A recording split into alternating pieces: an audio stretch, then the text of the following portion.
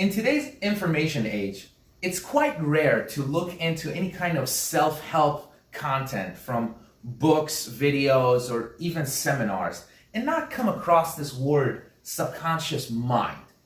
It seems like one of those things that the motivational industry, the self-help industry have kind of hijacked and turned into this passive word that they throw around every time they're trying to explain something that has to do with the underlying mechanism of the brain, things that we're just not aware of. Well, the truth is, it's much more complicated than that. And I get to hear that every day from people who say they try to understand the subconscious, but they get so many different information pulling them in different directions that it actually leaves them more lost at times. So I'm gonna take a moment and explain a little bit about what the subconscious is, where it comes from, and what it actually represents. So a little over 130 years ago, this French psychologist by the name of Pierre Janet coined the term the subconscious mind, which in psychological terms translates to operating or existing outside of consciousness. Well, this is very helpful, right? No, of course not. Of course not. Right after he came out with this kind of started a frenzy among psychologists to come out and publish new material about their understanding of what Pierre labeled as the subconscious mind. A couple of years after him, Sigmund Freud came out and said, if someone talks of subconscious, I cannot tell whether he means the term topographically or qualitatively. Therefore, he is probably not clear about any of it. The only trustworthy antithesis is between the conscious and the unconscious. So he basically kind of gave birth to his own snowball, which was about to start rolling down the hill. A couple of years later, he came out and said, yes, there's no such thing as a subconscious. I believe in an unconscious, but also I do believe in a secondary system next to this unconscious known as the preconscious. All of this psychoanalytical jargon can get quite confusing, especially if you really don't read much when it comes down to the field. So today I'm actually going to simplify some of the terms and help you kind of understand how there are different levels to this thing called the unconscious and how different levels of it can help you improve your life at different stages of your life. To start off with the very basics, when they say 95% of your day is ran by the subconscious mind and less than 5% of it by the conscious mind, what do they really mean by that?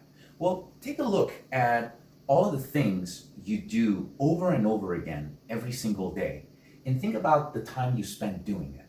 For example, you have a job or if you go to school, there's a really good chance that you'd be driving. Driving from point A to point B, from point B to point C, as something that is considered your regular commute, whether it's to your work and back, to the gym and back, to the school and back, or wherever it is that you frequently visit.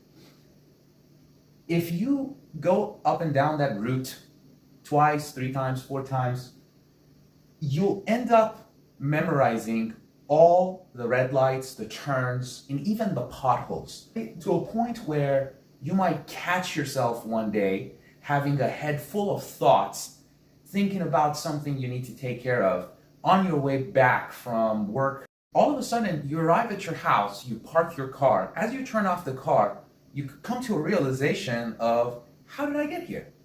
Well, if you considered yourself as the conscious mind, yeah, you didn't really get there. But if you understand the subconscious mind, yes, indeed, subconscious mind got you there. Now, if you end up moving to a new city, getting a new job, moving to a new apartment or a house, and you have to relearn all the new paths you need to take for your commute every day, for the first couple of days, as you're getting the hang of it, you're going to be operating out of your conscious mind, trying to form that new routine that you're about to get into.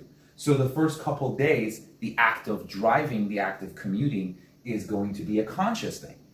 Now, another example of this is cooking. For those of you who cook for yourself, there is very much so a memory bank of popular recipes in your head that you follow. You might have 3 of them, you might have 10 of them, and some people I know only have 1 of them. But nevertheless, when you are trying to cook something for yourself quick, you're hungry, you're trying to get a quick meal, you have the ingredients in the fridge, you know exactly how to cook that thing.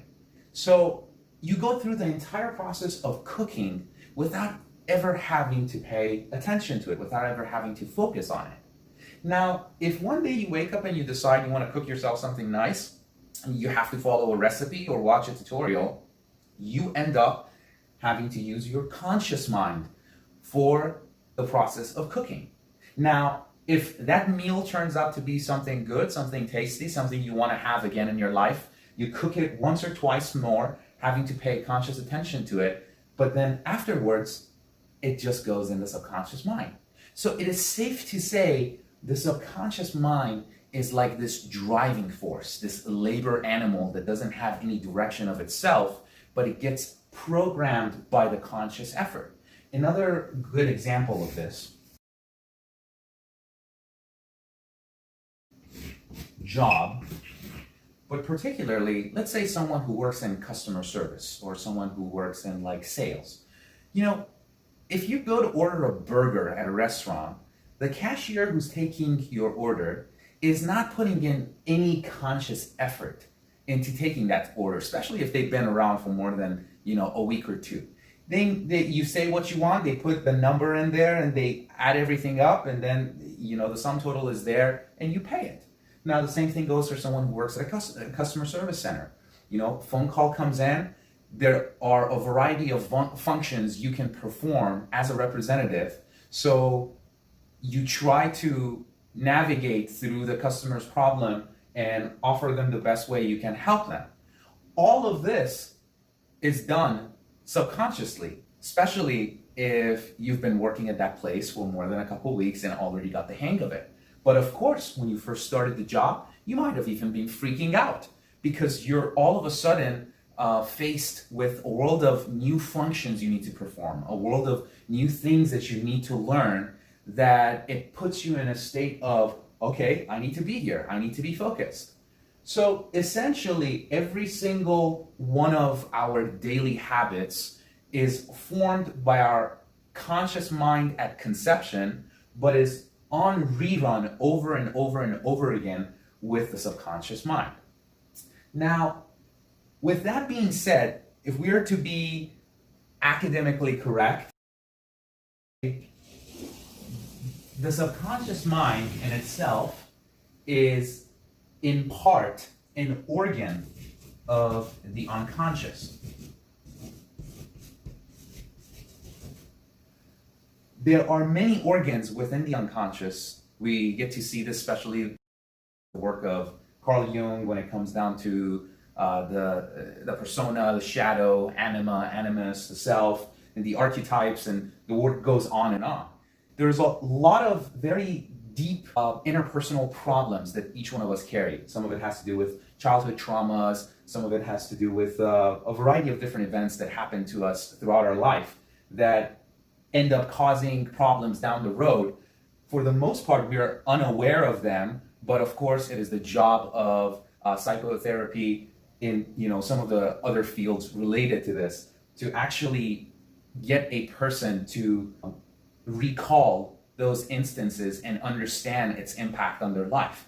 This is where you solve problems related to self-confidence issues, self-worth issues, your relationship with the world outside of you, how you interact with others. Are you a pleasant person or an unpleasant person? And the list goes on and on. But for the most part, the majority of the problems that we have has to do with the fact that we have let loose of the control of what's been programmed in the subconscious mind on a more shallow level, which in result makes us suffer from a variety of different pains throughout the day when it comes down to feeling like we're not as accomplished as we want to be. We don't feel like we've achieved what we want. We're not getting the results that we want, and so forth. Now, every single person has a spectrum of problems they have to deal with throughout their life, different phases.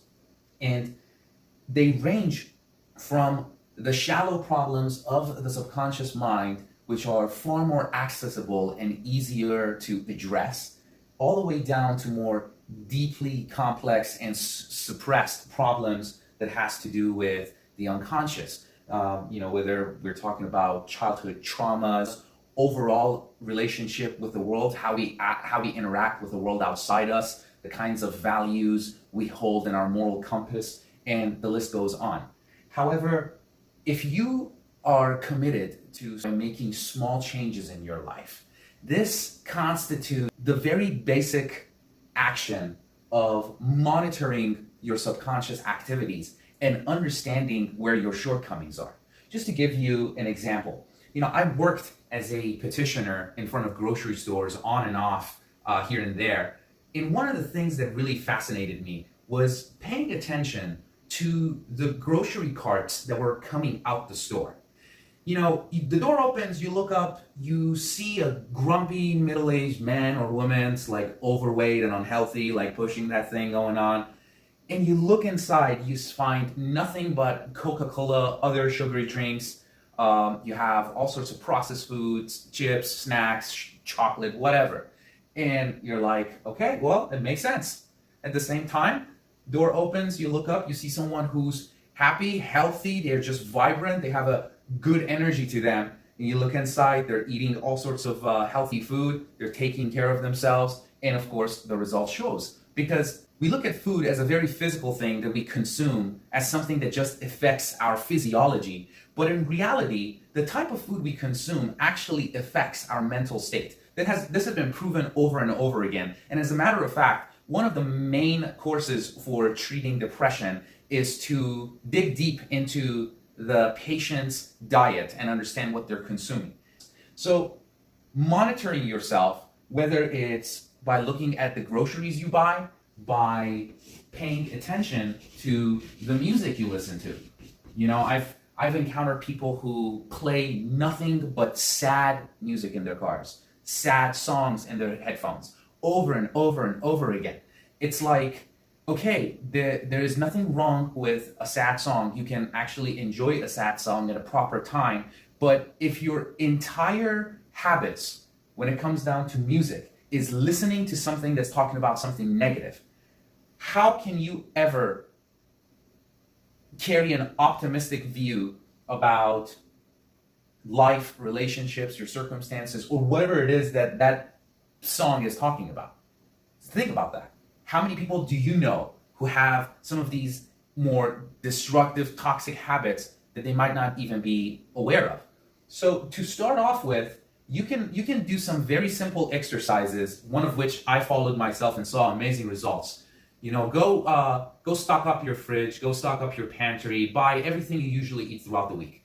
But select one meal that you're capable of repetitively eating for a duration of a week. You're not allowed to eat anything else but that one meal. And every time you go to open a pantry, open the fridge to grab a snack or eat something, take that thing, put it on a designated spot for the things that you want to have but you're not going to eat. Trust me, by the end of the week, you're going to accumulate a mountain of food that otherwise would have been inside your stomach, and you would be so surprised to how it's even possible for you to consume as much.